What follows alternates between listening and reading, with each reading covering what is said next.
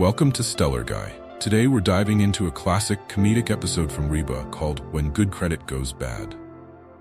This episode is packed with unexpected surprises and hilarious twists as Reba faces a credit card crisis that spirals into an unforgettable confrontation with her ex-husband's fiancé. Stick around because we're unpacking all the drama, family moments, and Reba's unbreakable spirit in the face of the chaos. The episode opens with Reba finally enjoying some well-deserved downtime at the mall with her best friend, Lori-Ann. They're sitting down for a meal, savoring the moment and soaking in the retail therapy. After all, it's been a while since Reba could shop without sticking to a strict grocery list. Lori-Ann, ever the lively sidekick, spots a good-looking guy across the restaurant. She teases Reba about him, adding that it might be time for Reba to think about dating again. Reba shrugs off the suggestion, but with a light smile. Maybe she does appreciate the attention a little.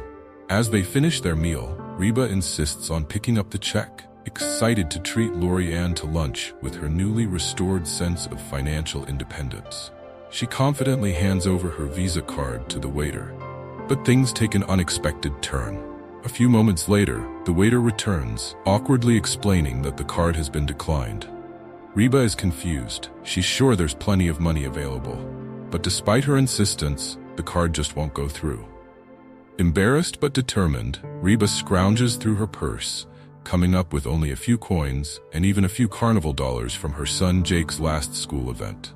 Lori-Ann offers to pay, but Reba is visibly frustrated as she realizes something strange must be going on with her finances. Once Reba returns home, she immediately calls her credit card company to get to the bottom of the issue.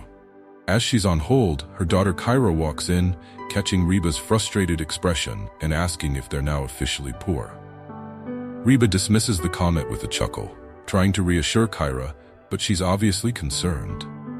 When a customer service agent finally picks up, Reba learns the jaw-dropping reason her card was declined. Several extravagant purchases were recently made on her account, totaling thousands of dollars. The charges include a diamond tiara, some lingerie from Foxy Lady, and, bizarrely, a shopping spree at the local Christian bookstore. Reba's initial confusion quickly turns to anger as she realizes the most likely culprit, Barbra Jean, her ex-husband Brock's fiancée. Furious, Reba sets off for Brock's condo, ready to confront both him and Barbra Jean about this misuse of her credit card. Reba is determined to get answers and make sure Barbra Jean knows she won't get away with it. Meanwhile, back at Reba's house, Cheyenne and Van are getting a taste of what it means to be parents. They've just discovered that Kyra skipped school to go downtown, claiming she did it to see a poetry reading by Maya Angelou. Although impressed by her choice, Cheyenne and Van decide they should practice their parenting skills by disciplining Kyra. Kyra, ever the clever teenager, quickly outmaneuvers their attempt, suggesting she could just clean their room instead. After a brief argument about their inconsistent parenting styles, Cheyenne and Van realize they've been completely manipulated and end up doing nothing at all to correct Kyra's behavior. Over at Brock's condo, Reba bursts in and immediately confronts Brock about the credit card charges. Barbra Jean, ever her bubbly and oblivious self, tries to apologize, claiming it was just a mix-up. She had accidentally used Reba's card, thinking it was Brock's. Reba doesn't buy it and isn't shy about expressing her anger. But things only escalate when Barbra Jean reveals she and Brock plan to get married in 2 weeks. The bombshell leaves Reba stunned, especially since her divorce from Brock won't even be finalized until next month. Brock awkwardly explains that there's a form Reba can sign to make the divorce final a few weeks early, which would allow him to remarry legally. The request infuriates Reba even further. She reminds Brock that they have 3 children together and that she's already been more than accommodating with the divorce.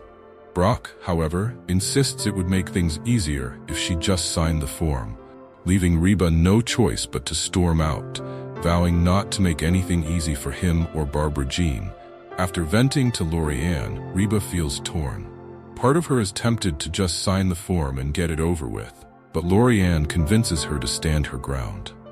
Lori-Ann's blunt advice helps Reba remember her worth, and she decides to refuse the request, forcing Brock and Barbra Jean to wait for the wedding.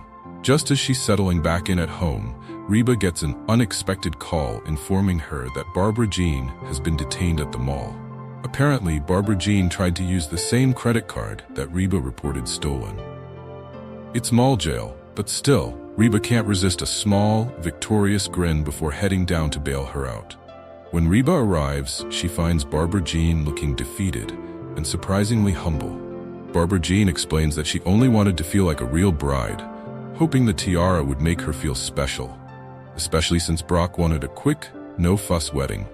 For the first time, Reba sees a different side of Barbra Jean, one that's insecure and longing for something special, much like she did when she first married Brock.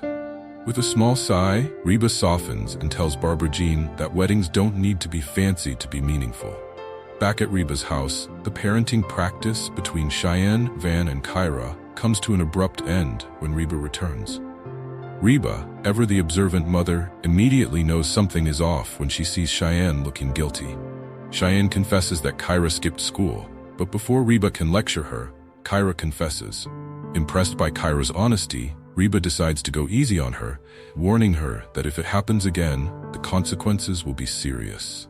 Cheyenne and Van look at each other in shock. They realize Reba's calm but firm approach to parenting has a strength they still need to learn. In a final twist, Brock shows up at Reba's house holding a package.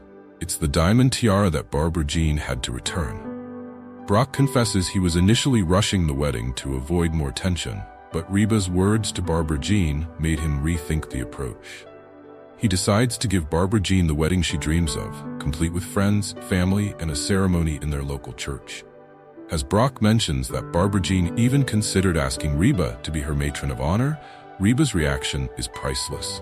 She politely declines, making it clear that although she has forgiven, there are still limits. And there you have it. Reba handled this whirlwind of emotions, family chaos, and unexpected twists with her usual grace, humor, and strength. From mall jail to a reluctant reconciliation, this episode was filled with classic Reba moments that remind us why we love her resilience and wit. Don't forget to like, subscribe, and join us here at Stellar Guy for more episode breakdowns from your favorite shows.